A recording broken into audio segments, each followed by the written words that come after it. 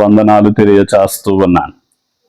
ఈ రోజున దైవజనుడు ఎలాంటి ఉద్దేశంతో సేవ చేయాలి, లేక ఒక సంఘంలో విశ్వాసిగా ఉన్న ఒక వ్యక్తి ఎలా పరిచర్య చేయాలి, ఎలా చేస్తే దేవుడు ఆమోదిస్తాడో కొన్ని విషయాలను మనం తెలుసుకుందాం.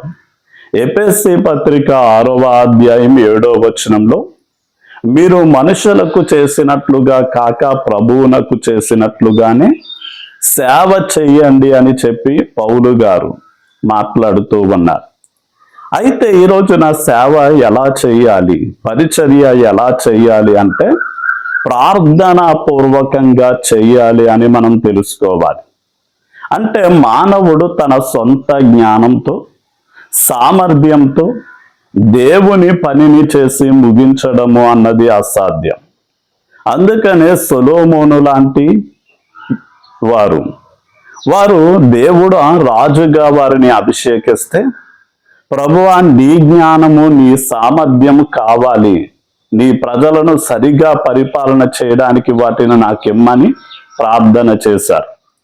యేసు ప్రభువుల వారు కూడా ఆయన బాప్తిస్మం పొందిన అనంతరం ఆయన పరిచర్య ప్రారంభించే ముందు 40 దినాలు ఉపవాసం ఉండి ప్రార్థన చేసి దేవుని ఆత్మ బలాన్ని, జ్ఞానాన్ని, అభిషేకాన్ని పొందుకొని పరిచర్య చేసినట్లుగానే మనం దేవుని కోసం ఏం చెయ్యాలి అనుకున్నా ప్రార్థనతో ప్రారంభించి ప్రార్థనతోనే కొనసాగించే వారిగా ఉండాలి. ఇక మనం ఎలా పరిచర్య చేయాలి అంటే ప్రేమతో పరిచర్య చేసేటటువంటి వారిగా ఉండాలి. అంటే ఉదాహరణకి పోటీ తత్వంతో కానీ, లేక ఎవరో చేస్తున్నారు అన్న అసూయతో కానీ, పేరు ప్రఖ్యాతులు సంపాదించుకోవడానికి పరిచర్య చేయడం వీలు లేదు. కానీ మనం పరిచర్య అనేది కేవలం ఒక బాధ్యత మాత్రమే కాదు, కానీ ప్రేమతో చేసేటటువంటి సేవ అని మనం తెలుసుకోవాలి. అందుకనే యేసు ప్రభువుల వారు ఆయన దగ్గరికి రోగాలతో పీడించబడుతూ ఉంటే, మూలుగుతూ ఉంటే ఆయన ప్రేమతో నింపబడి వారిని స్వస్థపరిచాడు. అలాగే దురాత్మల చేత పీడింపబడుతూ ఉంటే వారిని స్వస్థపరిచి పంపించాడు. ఆకలితో అలమటిస్తున్న వారిని చూసి ఆయన కలిగి ఉన్న ప్రేమను బట్టి వారికి ఆకలిని తీర్చాడు.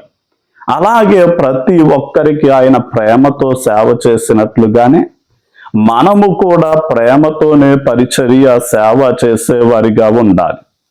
ఇంకా మనం ఎలా పరిచర్య చేయాలి అంటే వినయంతో, లేక మనల్ని మనము తగ్గించుకుని సేవ చేసేవారిగా మనం ఉండాలి.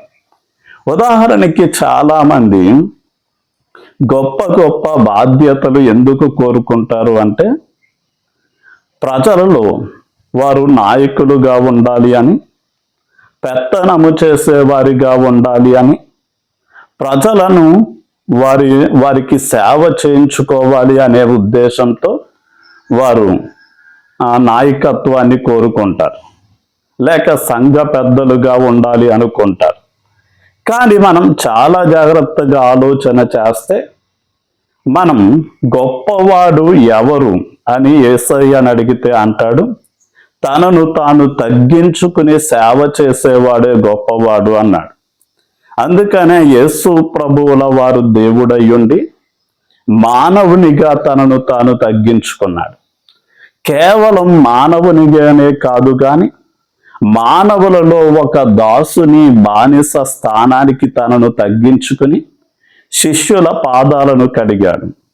చివరికి మనందరి పాపమును కడగడానికి తన ఆఖరి రక్తపు బొట్టు వరకు చిందించడానికి మరణమే లేనటువంటి యేసయ్య తనను తాను మరణించేలా తనను తాను తగ్గించుకుని ఆయన మరణించి 3వ దినాన తిరిగి లేచాడు. మనము కూడా అలాంటి తగ్గింపు, దీనత్వం అనే వస్త్రాన్ని ధరించుకుని సేవ చేయాలి. ఇక ఎలా మనం సేవ చేయాలి అని ఆలోచన చేస్తే నమ్మకంగా బాధ్యతగా మనం సేవ చేసేవారిగా ఉండాలి. అంటే అప్పగించిన పనిలో నిజాయితీగా ఉండాలి అని తెలుసుకోవాలి. మనం హెబ్రీ పత్రిక 3వ అధ్యాయం 2వ వచనం చూస్తే దేవుడు మోషేను గురించి అంటాడు, మోషే నా ఇల్లంతటిలో నమ్మకమైన వాడు అన్నాడు. యేసు ప్రభువుని గురించి కూడా ఈయన కూడా తనను నియమించిన వానికి నమ్మకంగా ఉండెను అని వాక్యం సెలవిస్తాం. అంటే ఎప్పటి వరకు నమ్మకంగా ఉన్నాడు అంటే, ఇక యేసయ్య తాను మరణించవలసి వస్తాది అని తెలిసిన తన మరణము వరకు కూడా నమ్మకంగా ఉండి చివరికి మనుషుల కోసం తన ప్రాణాన్ని పెట్టాడు. మనము కూడా దేవుడు అప్పగించిన పని చిన్నదైనా పెద్దదైనా మరణము వరకు నమ్మకంగా ఉండడం, బాధ్యతగా ఉండడం అవసరమై ఉన్నది.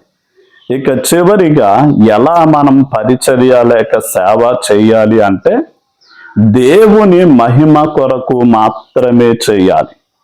అంటే మనం పేరు సంపాదించుకోవడానికి కాదు, కానీ దేవుని యొక్క మహిమార్థమై మనం భూమి మీద దేవుని పని చేసేవారిగా ఉండాలి.